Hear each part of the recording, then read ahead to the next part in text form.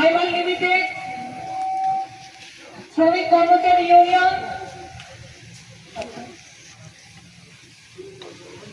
এই ইউনিয়নের পক্ষ থেকে আজকে 3 দিন ধরে লাগাতার অবস্থান কর্মসূচিতে এই শ্রমিকরা নারী পুরুষ নির্বিশেষে এই কারখানার চত্বরে শান্তিপূর্ণভাবে অবস্থান করছে।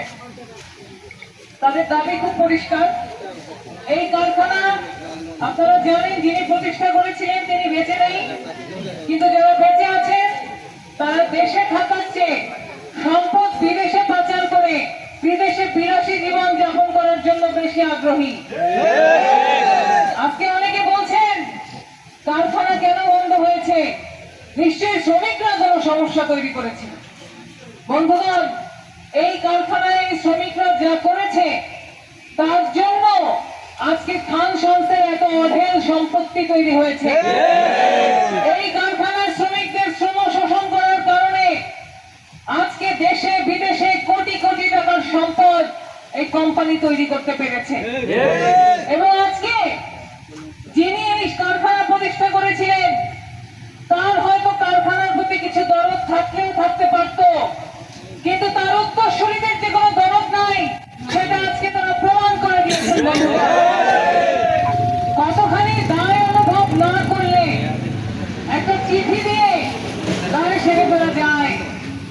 শ্রমিক ইউনিয়নের নেতৃবৃন্দ যখন পত্রপত্রিকায় দেখতে পাচ্ছিলেন যে কারখানা বিক্রি হবে, তারা তখন নিজেদের পক্ষ থেকে মালিককে চিঠি দিয়েছে যে আমরা পত্রিকায় দেখছি কারখানা বিক্রি হবে, আপনি আমাদের সাথে বসেন, আমাদেরকে জানান, আমাদেরকে বলেন আপনারা কিভাবে কি করছেন, কারখানা কেমন করে বিক্রি করছেন, আমাদের দেহ পাওনার কি হবে, আমাদের চাকুরির কি হবে, এইটা তারা জানতে চাইলেন।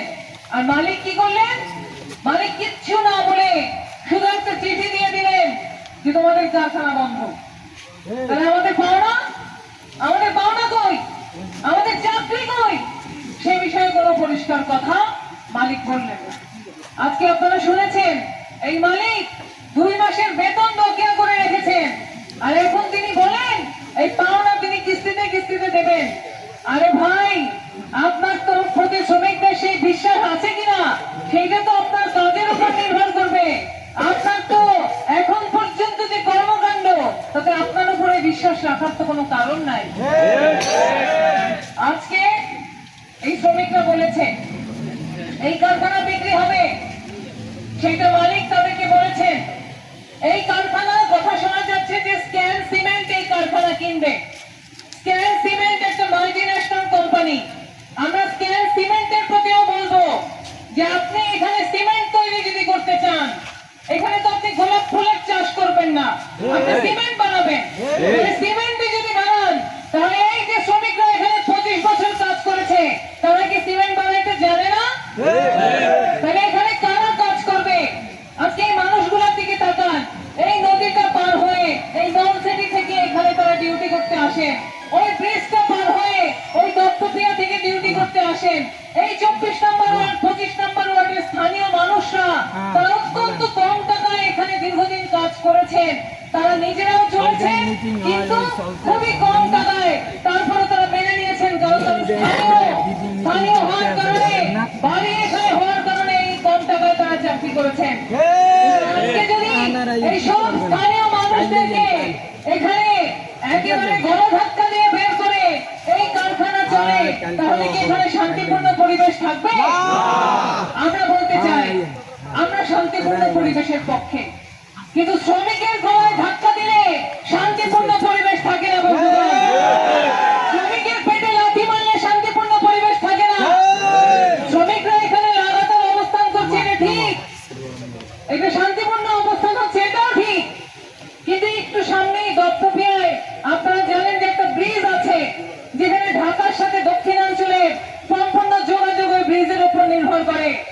এই শ্রমিকদেরকে আমি সাধুবাদ জানাই যে তারা এখানেই বসে আছেন, তারা তো ব্রিজ অবরোধ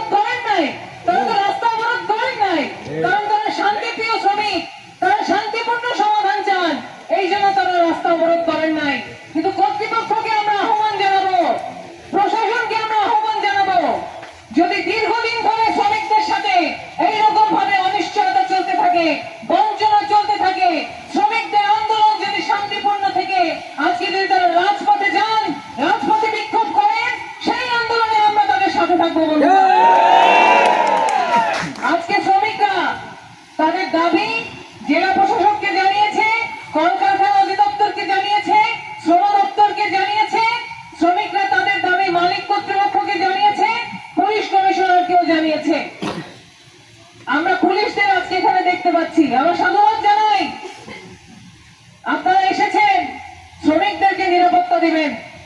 এলাকায় অনেক বড় বড় মাতবর আছে, তারা 2 দিন পর পর বাজারে ব্যানার টানায় শ্রমিক আন্দোলন থেকে সাবধান। শ্রমিকদের কারখানা এখানে ব্যানার টানায় শ্রমিক আন্দোলন থেকে সাবধান। দালাল কাকে বলে সেগুলি ওই দালালদেরকে দেখে বোঝা যায়।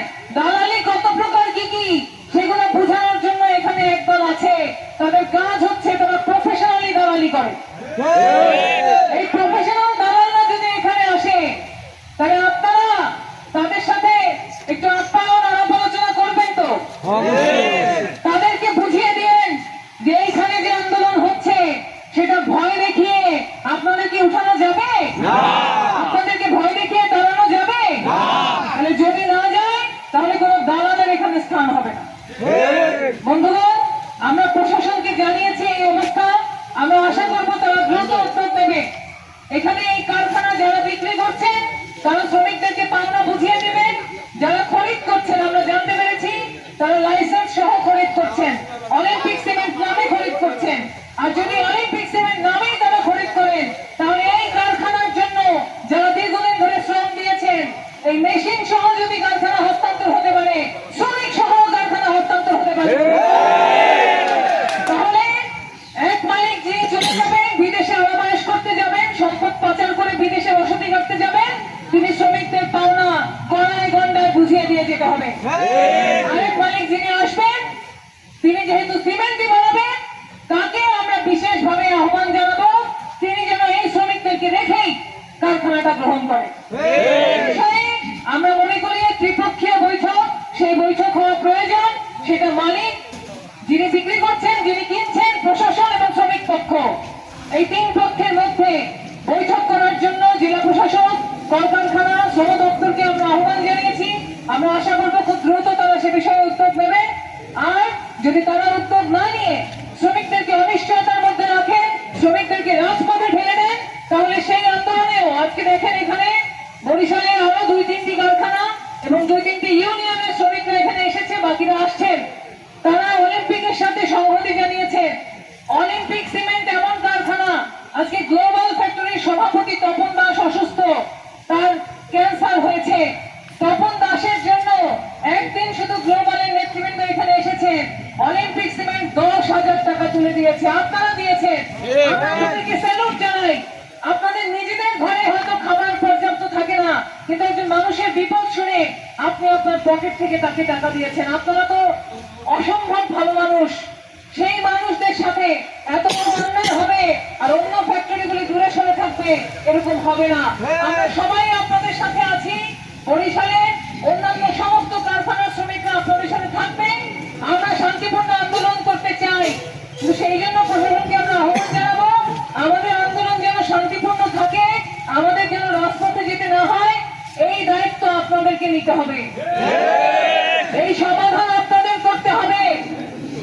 আজকে একটা ফ্যাক্টরি লে অফ করা ছিল, তারা বলছেন তাদেরকে টাকা পয়সা দিবেন না, সামান্য টাকা দিবেন। 1 বছরে 1 মাসের বেসিক দেওয়ার কথা, 1 বছরের বেসিকের অর্ধেক দিবেন। এই সমস্ত ফাইজলামি চলবে না। সবাইকে যেরকম ভাবে দেওয়ার কথা 20 ধারায় সেই রকম ভাবে দিতে হবে।